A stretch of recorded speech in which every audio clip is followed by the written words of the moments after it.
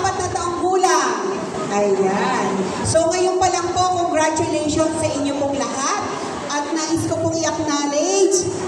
Siyempre, bago ko i-acknowledge lahat ng mga barangay official, nandito po ang aming napakahusay at napakasipag. Hindi ata ito natutulog kasi ang serbisyo nito mag-serbisyo sa inyo, maglingkod. Talaga lalo na ngayon na naman umuulan, lalong hindi ito matutulog.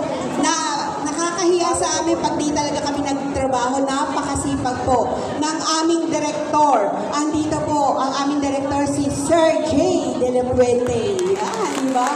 Alam nyo na kung sino lalapitan nyo. Napakabait po niyan. Maawain. Talagang tutulungan po kayo. Okay po?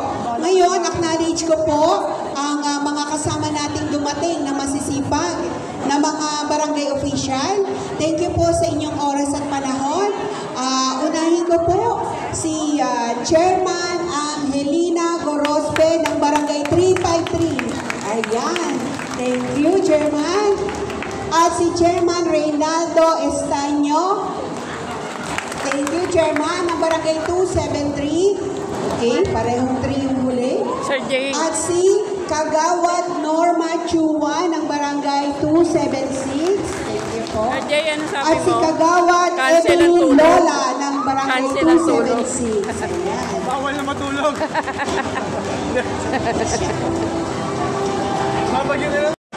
Kita niyo naman ako Magandang umaga po sa inyong lahat. Magandang umaga po. Sa mga, siyempre, una-muna sa lahat ng mga nanay na nandito, kahit na medyo maulan, nakarating kayo, may iba may kasama pang anak, no? Sa mga tatay, sa ating pong mga butihing chairman, magandang umaga po, Chairman Nene.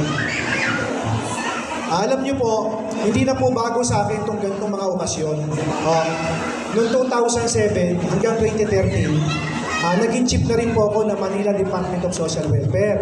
Panahon ni dating Manila Mayor Alfredo Lim. Panahon niya. Okay?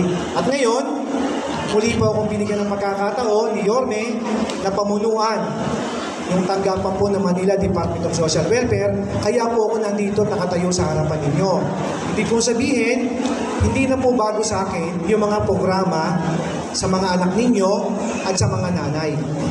Maya-maya lang po, kaya ako nakatingin doon sa taas, minomonitor ko kasi, tinitignan ko yung lakas ng hangin tsaka bagyo, kasi bahagi ng trabaho namin, yung malakas na ulan at bagyo, lalo na po doon sa mga lugar na coastal.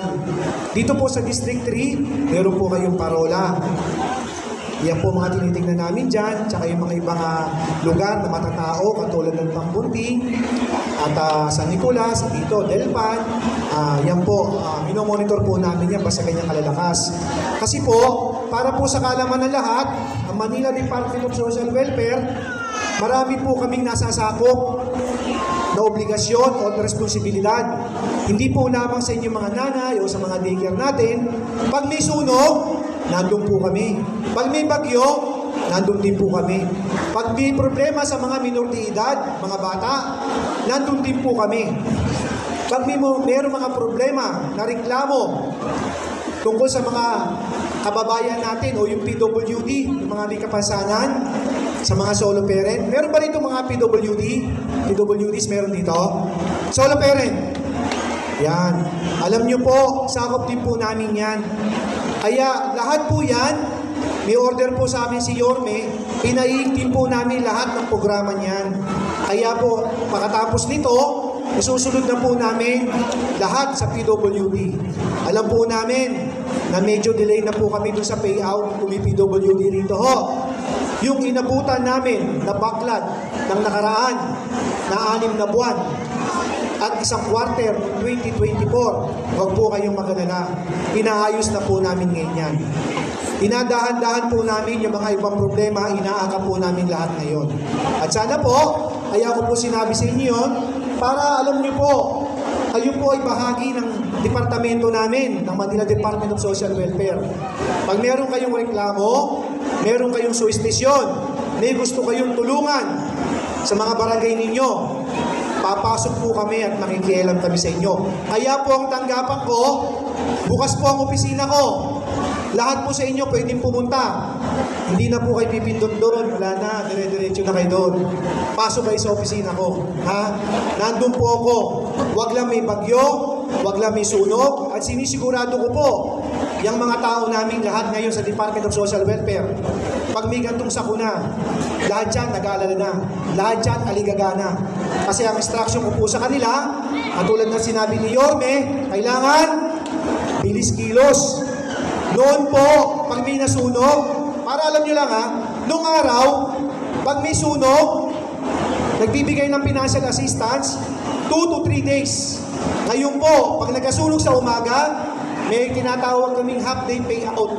Pag nasunog ng umaga, tanghali, alas 4, bigayan na kami. Bigayan na kagad. Kaya ho kami, nakakahiya ho na hindi kami sumabay. Paano? Si Yorme, kahit gabi, kahit kahapon, holiday, di ba nag-iikot? Nakita nyo, nasa Rasak, di ba? Nag-iikot. Kaya kami, ako, ikot din kami ng ikot. Ikot na merong napapala ang tao, ikot na naibababa namin yung programa. Kaya ho kami, pag may nasunog, aligagana kami. Pag may bagyo, 5 days, ang pakain, dire-diretso. Naka-modular tent na kagad lahat yan. Tapos kung ano yung mga distribution, lahat ng pagkain at lahat ng goods, tinatapos po namin. Gusto ho ni Yorme, merong direksyon, may programa, may pupuntahan at merong makikinabang. Yun po ang gusto niya. Ibig sabihin, lahat yan areglado.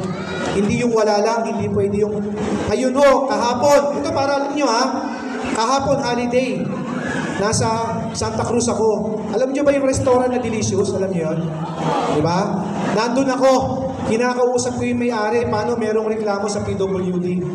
Kinausap ko sila, kami na ho bumaba doon na kami nag-kiss conference, binaba na namin lahat. Kasi binibigyan ni Yorme ng kaukulang proteksyon, yung karapatan ng mga PWDs, lalo na yung mga lolo, tsaka lola.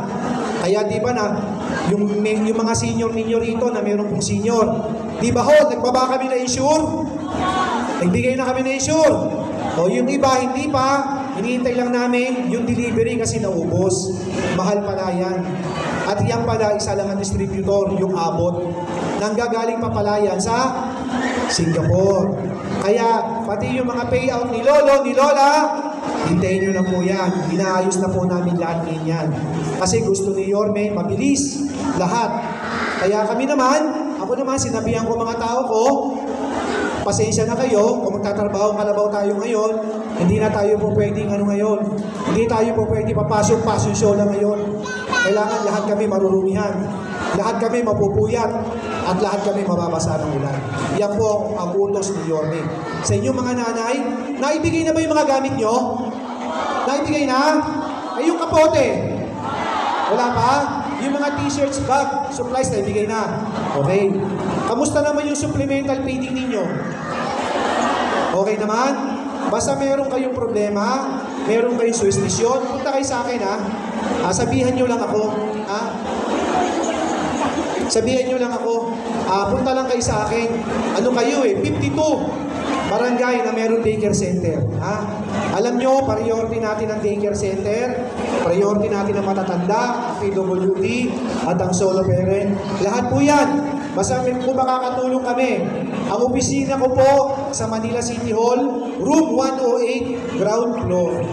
Kung may kailangan kayo sa akin, ha? Feel free to go there and approach me. Okay. At kami naman, lagi kami nakikipag-cooperate at nakikipag-ugnayan sa mga barangay chairman namin, sa mga barangay officials namin. Kasi ho, kasama namin sila na nagtataguyod ng programa ni Yorme. Hintay lang po tayo ng konti. Nakita ko yung mga ibang nanay nandun pa hindi makapasok, malakas ang ulan. Ho, upo lang tayo dyan, antabay lang tayo dyan. Parating na rin si Yorme, tsaka siguro si Antol Sardan. Diyan ha, ayun lang po. Maraming salamat po sa inyo ha. At salamat sa Diyos, lahat po tayo nakarating sa araw na ito. Magandang umaga po at maraming salamat.